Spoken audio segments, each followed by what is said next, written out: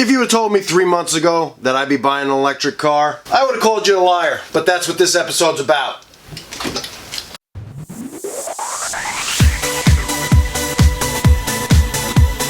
Today we're going to be taking a look at the new Ford Mustang Mach E. It is an electric vehicle, and I know what you're thinking right off the bat, not another tech guy telling me to buy an EV to save the world. No, that's not what this video is about. I don't buy into all that hype. I am talking about the vehicle itself. Basically what this video is going to be about is how my job bought an electric vehicle, which I was totally kind of against, and how I fell in love with it and got one of my own. Okay, so you might be asking yourself, why? Well, why an EV? Out of all the cars that are out there, gas-powered cars and everything, why an EV and why this particular EV? Well, it's a lot of things. Maybe it's because the instant acceleration that you get from an EV where you just step on it and you just go. Maybe it's the 3 preferences that I have built into the car to change the car's driving dynamics on the fly and experience 3 different types of cars with their custom profiles. Maybe it's the wireless key with my phone, or maybe the control and notifications I get from my phone. Maybe it's the fact that I never have to stop at a gas station again. I could just plug it right in my garage.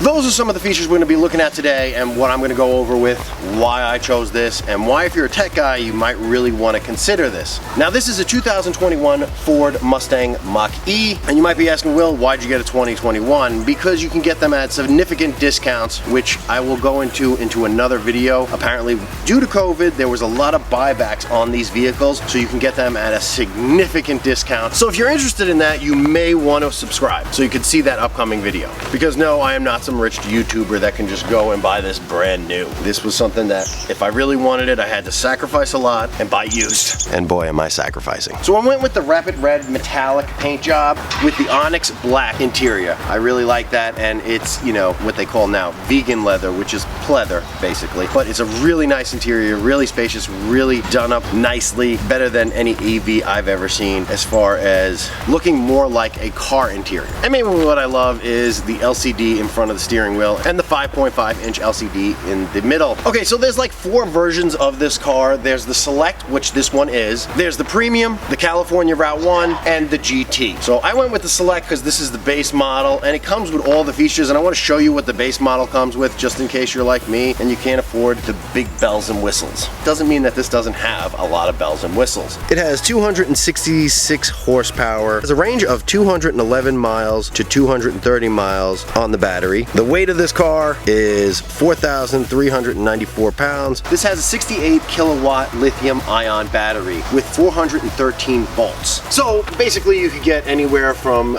220 miles to 250 miles depending on how you drive it. If you drive it like me on bridle mode, you're probably only going to get like 220 miles because I like to hit the acceleration. My wife, on the other hand, she gets about 245 miles out of one battery charge. So let me show you how you get into this car.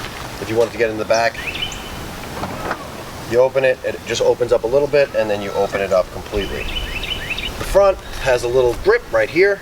You push the button and you open up your car door like so. Alright, so let's talk about some of my favorite features in this car.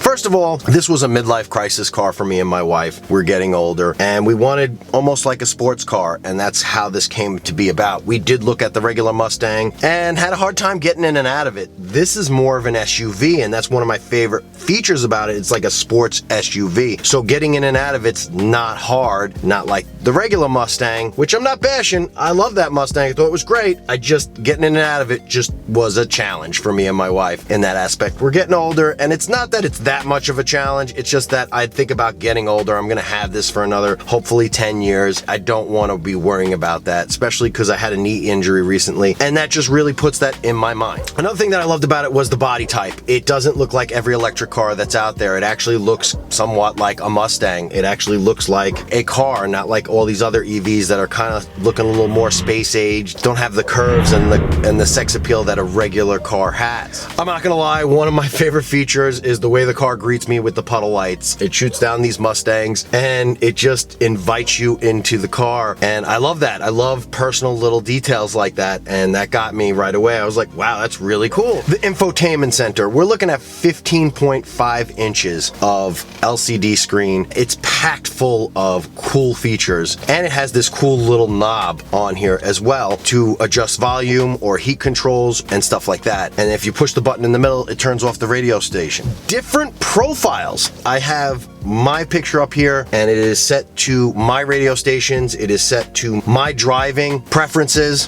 which I'll get into that in a second, and it syncs with my phone or my key. I have two keys for this car. One's for my wife, one's for me, because we're sharing the car. When I take my key or my phone, because my phone will act as a key, it'll switch to my profile and my settings that I preset for it. Now, if you would have gotten the premium one, it would have been even better because it folds in the mirrors and it adjusts the seat the way you had it. So that's the only thing that I kind of wish I got the premium. The different type of driving modes, I really enjoy those. I think they're really cool. It has the first driving mode, which is Whisper. It makes the steering wheel really loose. It frees up the electric motors and lets it roll a lot more. And it changes the way the screen looks, and it also changes the way it accelerates. And then you have Engaged, which is actually me and my wife's favorite. It has a little bit of a tighter steering. It does more with the regenerative braking, which I did want to mention that. It does have regenerative braking, but it gives you a score and shows you it takes off a lot faster, and it still rolls a little bit more. And then you have Unbridled. It's another one that's my favorite, but it's more when I want to just get on her a little bit more, and it makes the steering wheel really stiff, and the acceleration is instant, and then as soon as you let off the acceleration, it pulls you back right away. So it has that more sports car feel and the, you know, stop and go kind of feel, and definitely gives you a different type of driving experience each time. I love about this car, it screams luxury. The interior is luscious. There's lots of textures. You have a seat where it has lumbar support. It's all motorized. It's just a very comfortable seat and driving experience. Another thing that I really like is that they put a screen in front of your steering wheel. I know some electric cars, namely Teslas, they only have the infotainment center, and that does everything for you. What sold me on the car is the way it drives and handles. I know people have told me you have to drive an EV to understand what it's like to driving it, but wow, I did not realize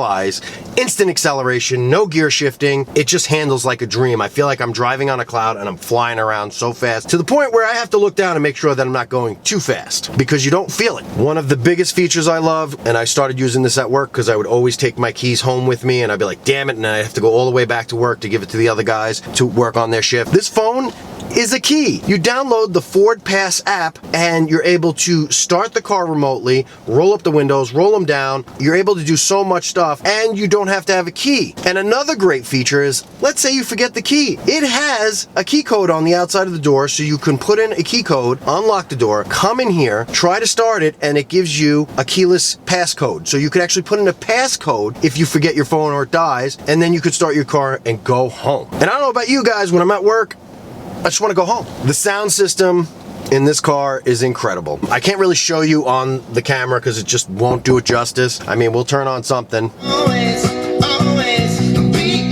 The sound system is awesome, and then you can adjust the sound system however you want it in here. It has a whole interface on how to do that. You know, as far as charging, Tesla's fast chargers are going to be equipped with this by the end of the year. So you're going to be able to use a whole new network. I'm not worried about this. This is my around town vehicle. I'm going to charge it at my house. Right now, I've only been charging it with 120 volt, which is a regular standard plug. Yes, it does take almost 4 days to charge. What I do is I commute. I live pretty close. I commute like 4 or 5 miles. You know, I'll do that a couple times, and on the weekends I'll plug it up and I leave her at 85% and she's back up and running within like 15 hours. That's it coming in at 70, and then I recharge it to 85%, and it takes me about 15 hours. So basically I can use it around town for about a week. Do you really save money on gas mileage? Absolutely. I figured out it's 1/3 of a tank of gas. So whatever it costs you to fill up this car, which in essence, I'm in North Carolina, but right now it's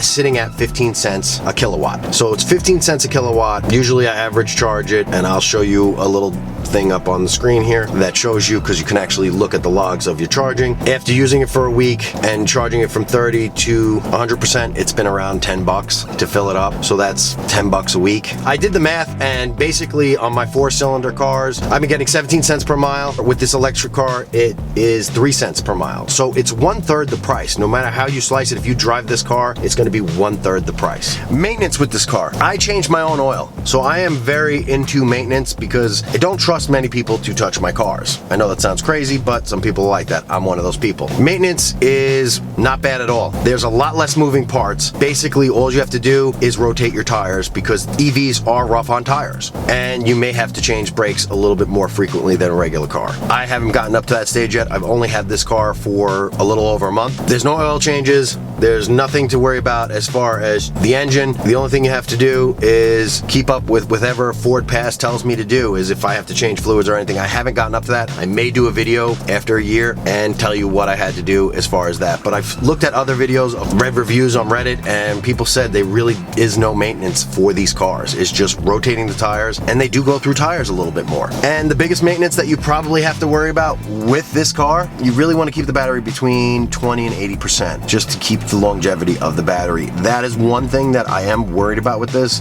but I'll be honest with you, when it comes to the battery, I really think I have a 7-year warranty. I really think in 7 years, I think the batteries hopefully will get cheaper and be better, and changing out a battery probably, I'm hoping, won't be that much money. And I think it'll still be fine, my battery, but I think they'll have batteries that will go even further and charge even faster, and you could swap out the battery. That's what I'm hoping for. From what I've read, the battery will outlast the engines from what I've read so far from old Teslas. And this is not a Tesla, but a lot of the technology, this car was based off of a Tesla model. Ford, from what I understand, what I've read, Ford did buy Tesla's SUV. I think it's the Model Y or X, I forget which one it is. But anyway, they took it apart and pretty much based it off of that and took everything they like and made this car. So it's very close to what Tesla does with their technology.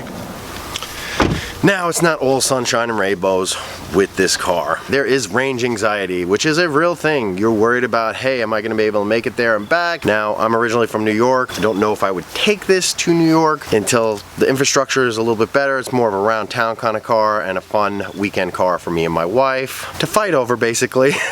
Now, I do love the keyless entry with this car.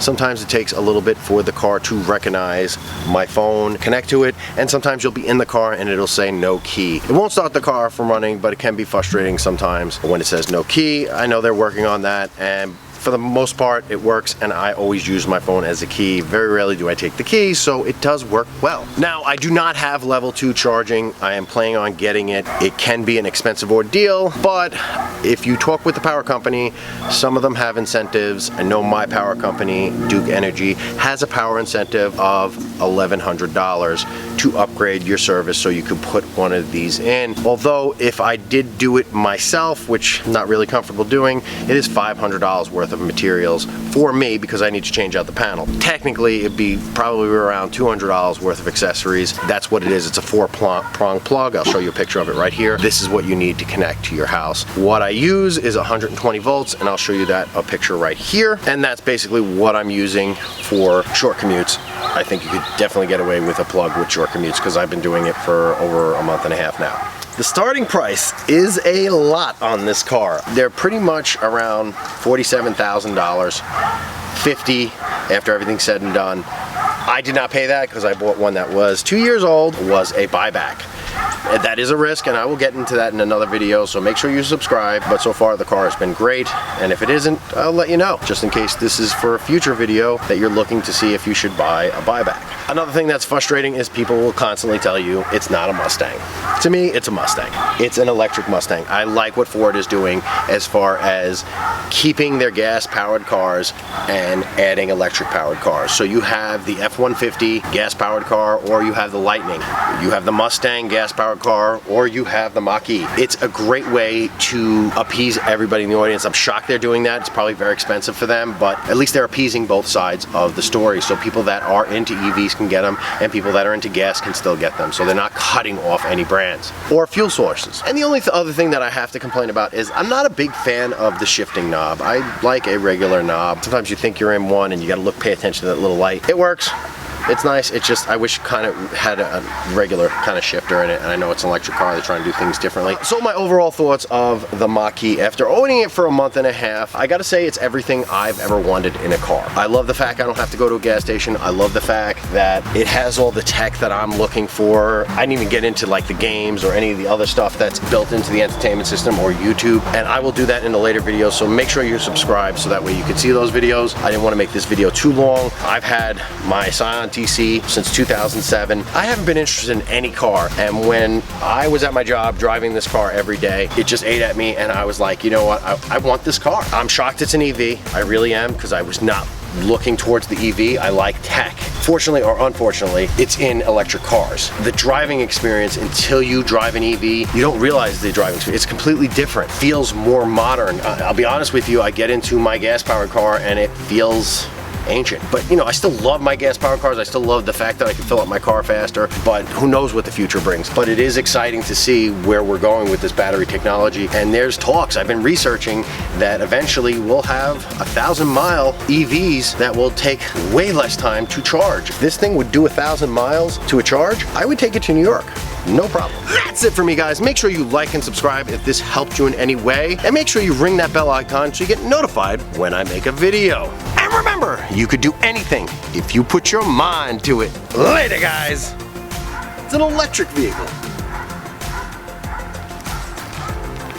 I know what you're thinking. Crazy Will's Tech Show's over. What do I do now? Real simple, guys. You hit that like button and you hit that subscribe button, and then you check out my other videos. It's not over. I made a lot. It's been a good year.